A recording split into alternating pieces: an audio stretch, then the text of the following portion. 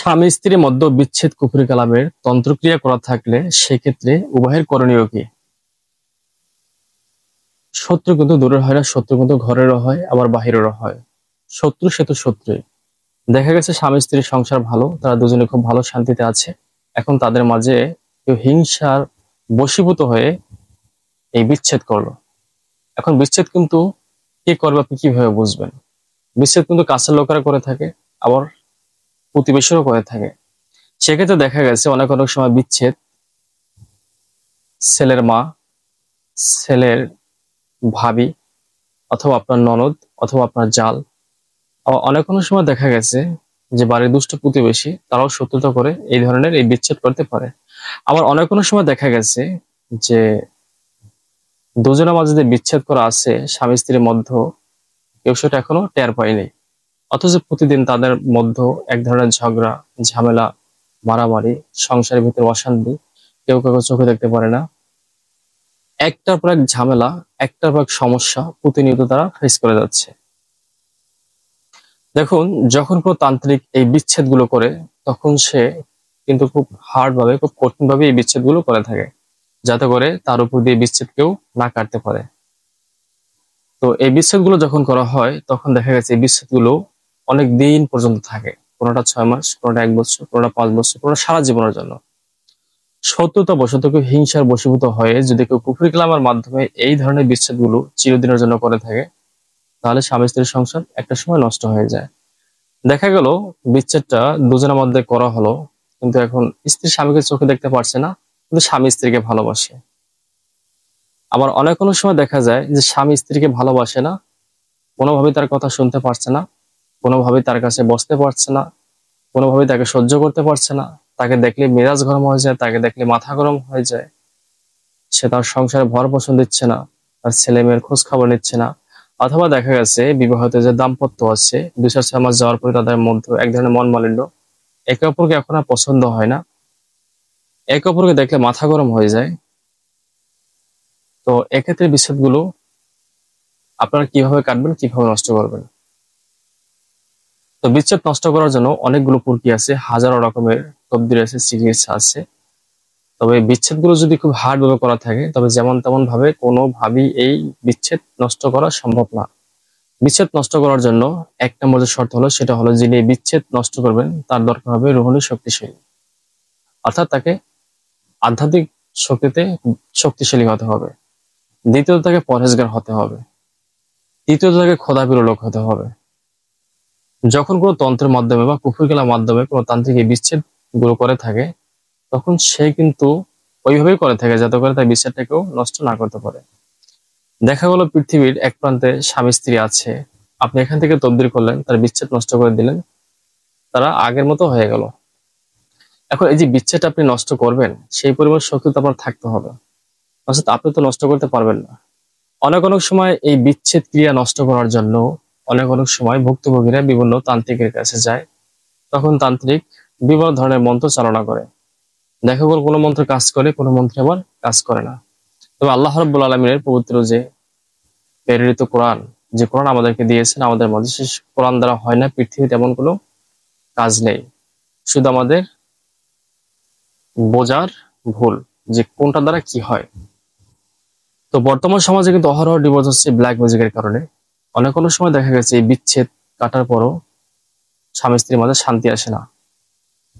অনেক সময় দেখা যায় যে বিভিন্ন কবিরাজ বা তান্ত্রিকেরা যেখানে স্বামী স্ত্রীর মধ্যে বিচ্ছেদ করা আছে, বিচ্ছেদটা নষ্ট না করে, অর্থাৎ স্বামী স্ত্রীর মধ্যে যে জাদুটা করা আছে বা সিহেরটা করা আছে, সিহেরটা নষ্ট না করে তারা আগে বশীকরণ তদবির দেয়, কিন্তু কোনোভাবে সে তদবির কাজ করে না। এর অন্যতম একটা কারণ হলো বশীকরণের জায়গায় যদি আপনি মহব্বতের তবদির না করেন, তাহলে কিন্তু কোনোভাবেই সে শান্তি ফিরে আসবে না। আবার মহব্বতের জায়গায় যদি আপনি বশীকরণ করেন, সেখানে কিন্তু মহব্বত ফিরে আসবে না। তো আমাদের সমাজে যে ভুলটা করে বিভিন্ন কবিরাজ বা তান্ত্রিকরা, যে বশীকরণ করার পূর্বে, অর্থাৎ বশীকরণ যখন স্বামী স্ত্রীর মাঝে করবে, যেমন স্বামী স্ত্রীকে চোখে দেখতে পারে, স্ত্রী স্বামীকে চোখে দেখতে পারে না, সেক্ষেত্রে তাদের মধ্যে যে বিচ্ছেদ আছে, এই বিচ্ছেদটা না কেটে তারা কি করে, সরাসরি বশীকরণ বা বশ করার জন্য তবদির প্রয়োগ করে।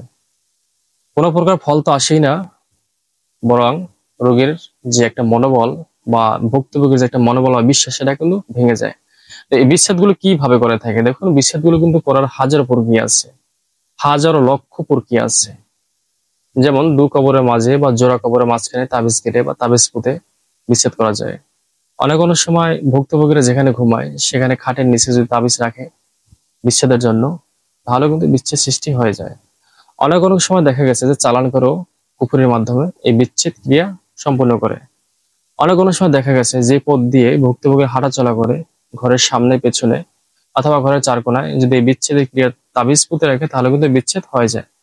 অনেক সময় দেখা গেছে যে স্বামী স্ত্রীর মধ্যে বা আপনাদের দুজনের মধ্যে যদি কেউ শত্রুতা করে তাবিজ করে, যেমন আপনাদেরকে কোনোভাবে কোনো কিছু তবদির খাওয়াতে পারলো না, তো সালানের মাধ্যমে তবদির খাওয়ালো এবং কুকুরকে তবদির খাওয়ালো, অথবা দেখা গেছে কুকুরের রক্ত নিয়ে এবং বিড়ালের রক্ত নিয়ে তারপরে রক্তকে মিক্স করে তারপরে নিম গাছের যে ডাল থাকে সে ডাল দ্বারা যদি এই তদবির লিখে একটা শ্মশানে, একটা কবরস্থানে, একটা শিং মাছের গলায় বেঁধে যদি ছেড়ে দেয়, তাহলে কিন্তু বিচ্ছেদ হয়ে যায়। তো এই বিচ্ছেদগুলো খুবই শক্তিশালী, খুবই ভয়ঙ্কর, খুবই মারাত্মক। যদি আপনি সমস্যার মধ্যে থাকেন, তো যারা শক্তিশালী স্তরের মুদাব্বির বা হুজুর, যাদের রুহানিয়াত শক্তি অনেক বেশি, যারা চাইলে চোখের পলকে বা চোখের নিমিষে যে কোনো সমস্যার সমাধান করে দিতে পারে, তাদের শরণাপন্ন হবেন। বশীকরণ যে সবাই করতে পারে, আসলে এটা একটা ভুল কথা। মনের মিল হলো বড় মিল। বশীকরণ কিন্তু সবাই করতে জানে না। আর এই বশীকরণ যারা করে স্বামী স্ত্রীর মধ্যে, বা অনেক সময় দেখা গেছে যে স্বামী কথা শুনে না, সেখানে বশীকরণ করলো, সেখানে কিন্তু বশীকরণ করলে হবে না, কারণ এটা যেহেতু একটা বিবাহিত সম্পর্ক, সেখানে বশীকরণ কোনো তবদিরই প্রয়োজন হবে না। এখানে যেটা মহব্বতের তবদির, সেটা দিতে হবে, তাহলে ইনশাল্লাহ স্বামী আগের মতো ফিরে আসবে। অনেকের স্বামী দেখা গেছে যে দূরে থাকে, তাদের মধ্যে কেউ শত্রুতা করে বিচ্ছেদ করে ডাকলো। এই বিচ্ছেদ একজন তান্ত্রিকের কাছে গিয়ে আপনি কাটাবেন। এখন সে কিভাবে কাটবে? এই বিচ্ছেদ কাটার জন্য একমাত্র শক্তিশালী পথ হলো কোরআনই পথ।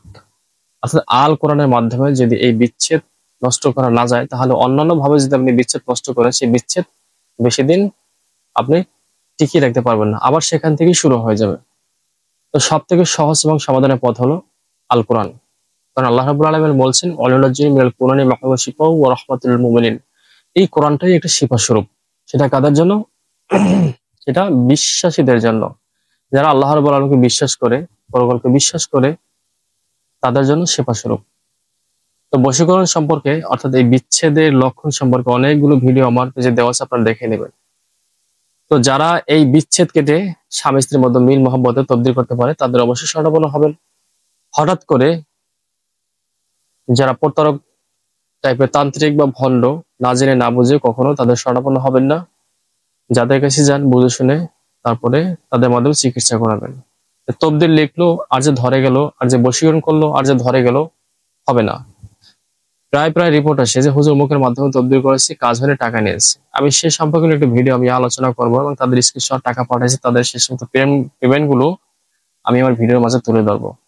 তারা অনলাইনে বিচরণ করতেছে খুব ভালোভাবে এবং বড় বড় রিভিউ দিতে আছে, আমি তদবির করছি ধরে গেছে। অনেক মেয়েরা ধোকা খাইছে টাকা পয়সা দিয়ে। তো আমি সেদিকে আর যাবো না, এ সম্পর্কে একদিন আমি আলোচনা করবো একদম প্রমাণ সহ, একদম সমস্ত এভিডেন্স আমি ভিডিওর মাঝখানে দেবো ইনশাল্লাহ। তো এই বিচ্ছেদ গুলো হাজারো উপায় করে থাকে, তো আপনাদের উচিত হবে ভালো কোনো মুদাব্বির বা হুজুরের কাছে গিয়ে এই তদবির গুলো করানো, যাতে করে সংসার আগের মতো ফিরে আসে।